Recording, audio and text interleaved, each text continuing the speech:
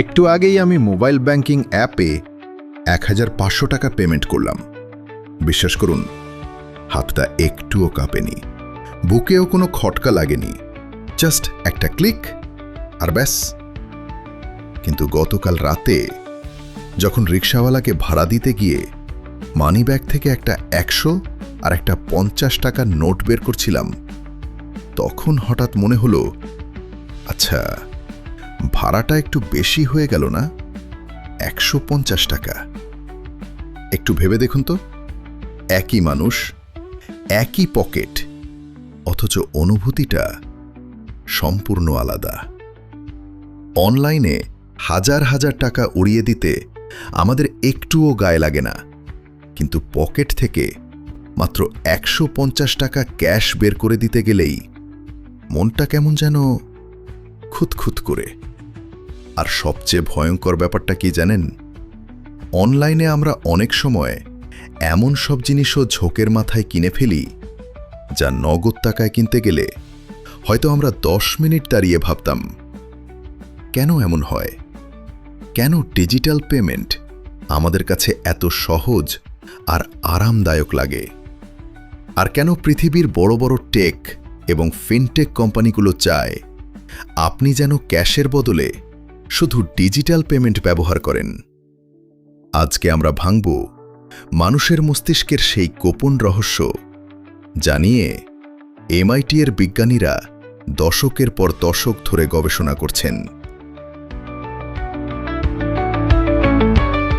আমরা সাধারণত ভাবি টাকা মানে তো স্রেফ একটা কাগজের নোট, কিন্তু মানুষের অবচেতন মন টাকাকে শুধু কাগজ হিসেবে দেখে না।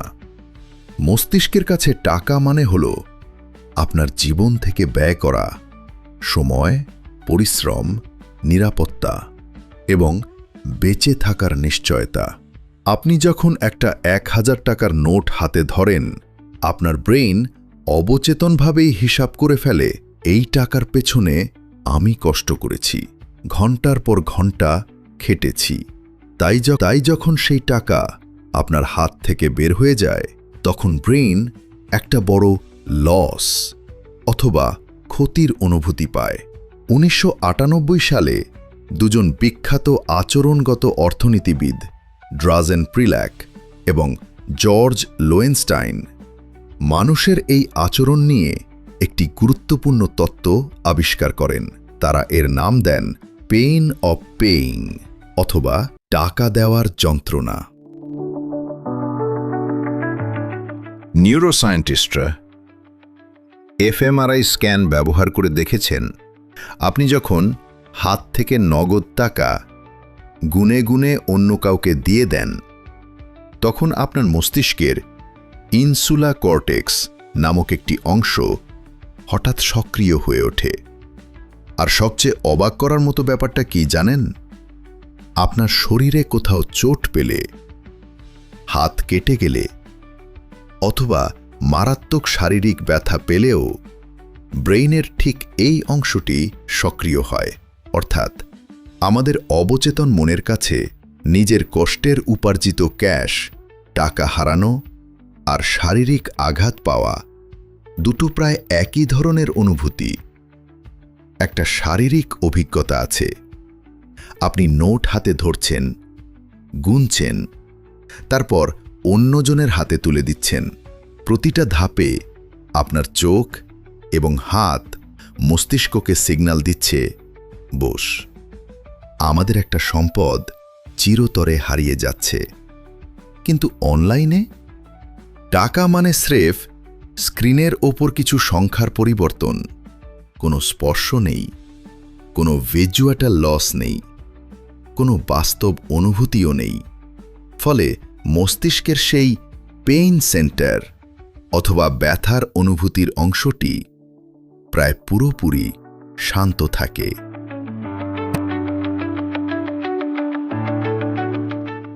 ডিজিটাল টাকা যে আমাদের খরচের গতি এবং খরচ করার প্রবণতা দুটোই বাড়িয়ে দেয়, তা বৈজ্ঞানিকভাবেই প্রমাণিত।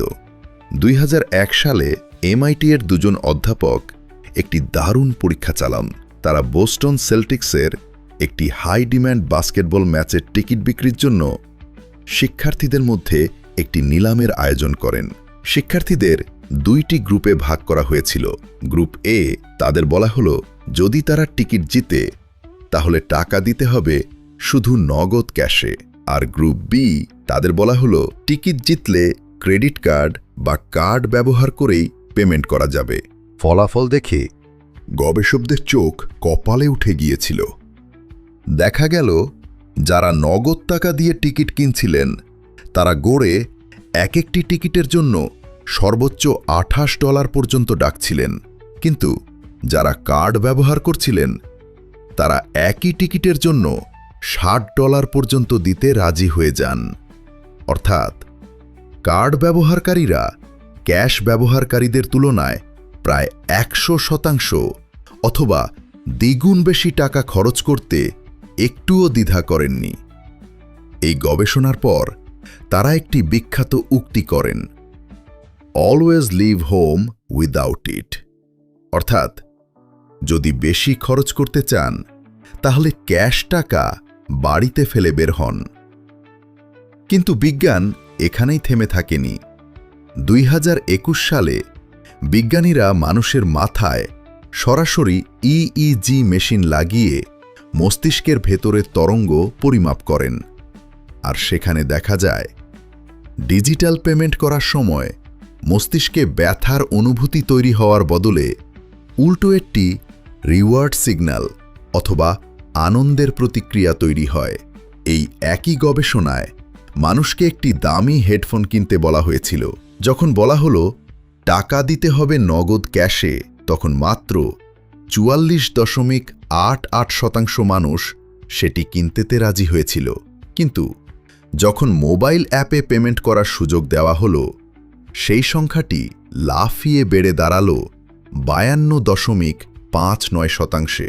এর সহজ মানে কি? নগদ টাকা আপনার ব্রেইনকে খরচ করার আগে সতর্ক করে, কিন্তু অনলাইন পেমেন্ট এটা আপনার মস্তিষ্কের সেই সতর্কবার্তাকেই ধীরে ধীরে অবশ্য করে দেয় এবং আপনাকে আরও বেশি খরচ করতে উস্কে দেয়। এই পুরো বৈশ্বিক সাইকোলজিকে অর্থনীতির ভাষায় বলা হয় ক্যাশলেস এফেক্ট। বৈশ্বিক পরিসংখ্যান অনুযায়ী 2023 সালে শুধু ডিজিটাল ওয়ালেটের মাধ্যমেই লেনদেনের পরিমাণ ছিল $3.1 ট্রিলিয়ন, যা পুরো বৈশ্বিক বাজারের প্রায় 50%। আর ফোর্বসের 2024 সালের একটি জরিপে দেখা গেছে 52% মানুষ স্বীকার করেছে কার্ড বা ডিজিটাল পেমেন্ট থাকার কারণে তারা ইম্পালস পারচেজ অর্থাৎ কিছু না ভেবেই হুটহাট কেনাকাটা অনেক বেশি করে ফেলে। এখন প্রশ্ন হচ্ছে, ফিনটেক কোম্পানিগুলো আসলে কি করছে? তারা মূলত আপনার স্পেন্ডিং ফ্রিকশন অর্থাৎ খরচ করার সময়কার মানসিক বাধাটাই কমিয়ে দিচ্ছে। আগেকার দিনে খরচ করার আগে আপনার ব্রেইন একটু হলেও ভাবার সুযোগ পেত। মানি ব্যাগ বের করো, টাকা গুনো, পিন দাও, সই করো। প্রতিটা ধাপেই মস্তিষ্ক বুঝে যেত আমি টাকা খরচ করছি।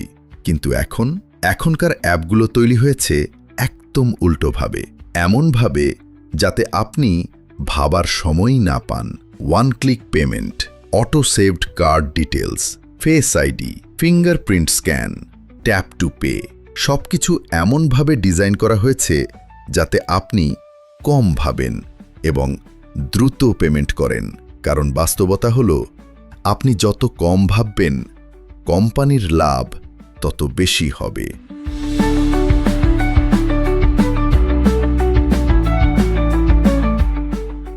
এটা কি শুধুই আমাদের মস্তিষ্কের স্বাভাবিক দুর্বলতা?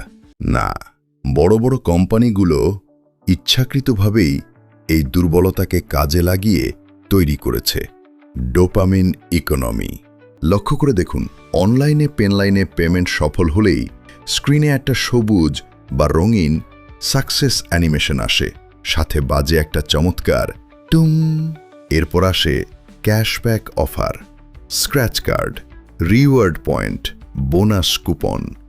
অর্থাৎ টাকা চলে যাওয়ার পর আপনার যেখানে খারাপ লাগার কথা ছিল সেই মুহূর্তটাকেই তারা আনন্দে ভরে দিচ্ছে।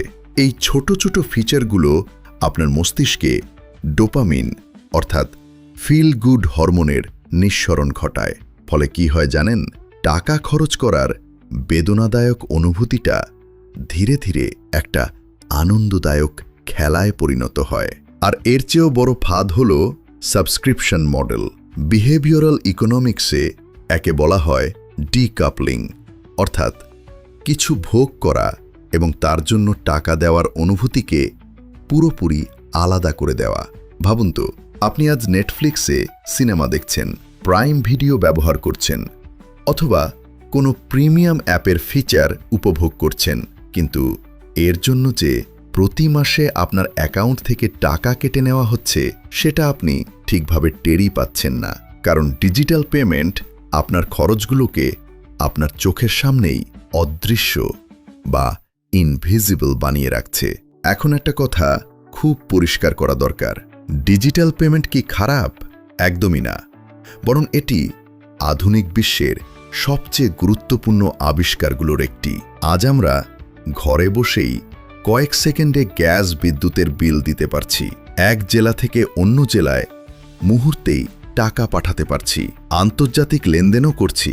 এটি আমাদের সময় বাঁচাচ্ছে, নিরাপত্তা বাড়াচ্ছে এবং পুরো অর্থনীতিকে আরও দ্রুত ও কার্যকর করে তুলছে। তাহলে সমস্যা কোথায়? তাহলে প্রশ্ন হলো, এই ফাঁদ থেকে বাঁচার উপায় কি? ভালো খবর হলো, আমরা চাইলে খুব সহজ কিছু অভ্যাসের মাধ্যমেই নিজের ব্রেইনকে আবার নিয়ন্ত্রণে আনতে পারি। প্রথম ট্রিক, 24 ঘন্টার নিয়ম।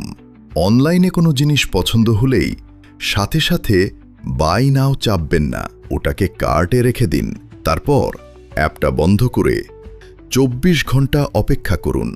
পরের দিনও যদি জিনিসটা সমান দরকারি মনে হয় তবেই কিনবেন। দেখবেন আপনার অপ্রয়োজনীয় খরচ অর্ধেকেরও বেশি কমে গেছে। দ্বিতীয় ট্রিক, সবসময় নোটিফিকেশন অন রাখুন। আপনার মোবাইল ব্যাংকিং, কার্ড অথবা ডিজিটাল ওয়ালেটের ইনস্ট্যান্ট পুশ নোটিফিকেশন এবং SMS অ্যালার্ট চালু রাখুন।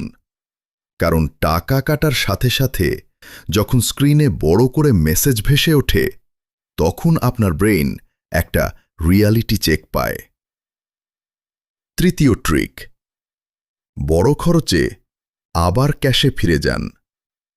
ধরুন আপনি একটা নতুন ফোন, ল্যাপটপ অথবা দামি কোনো গ্যাজেট কিনতে যাচ্ছেন। সচেতনভাবে ক্যাশ টাকা সাথে নিন। যখন আপনার হাত থেকে একটার পর একটা 1000 টাকার নোট দোকানদারের হাতে চলে যাবে, তখন আপনার ব্রেইন খরচের আসল গভীরতাটা অনুভব করবে।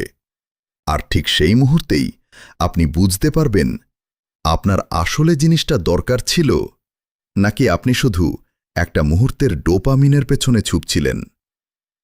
দিন শেষে একটা কথা মনে রাখুন, প্রযুক্তি আমাদের জীবনকে সহজ করেছে ঠিকই, কিন্তু একই সাথে এটা আমাদের মনস্তত্ত্বকেও বদলে দিয়েছে। তাই পরের বার যখন আপনি শুধু একটা ফেস আইডি অথবা একটা ট্যাব দিয়েই পেমেন্ট করবেন, তখন নিজেকে একবার অন্তত থামিয়ে এই প্রশ্নটা করবেন, আমি কি সত্যিই এটা কিনতে চেয়েছিলাম, নাকি সিস্টেমটাই আমাকে দিয়ে জোর করে কেনালো? ভিডিওটি ভালো লাগলে একটা লাইক দিন, আর আপনার বন্ধুদের সচেতন করতে ভিডিওটি শেয়ার করুন। আর কমেন্টে সৎভাবে জানাতে ভুলবেন না, অনলাইন পেমেন্ট আসার পর আপনার খরচ কি আগের চেয়ে বেড়েছে? দেখা হবে পরবর্তী ভিডিওতে। ভালো থাকুন, স্মার্টলি খরচ করুন। ধন্যবাদ।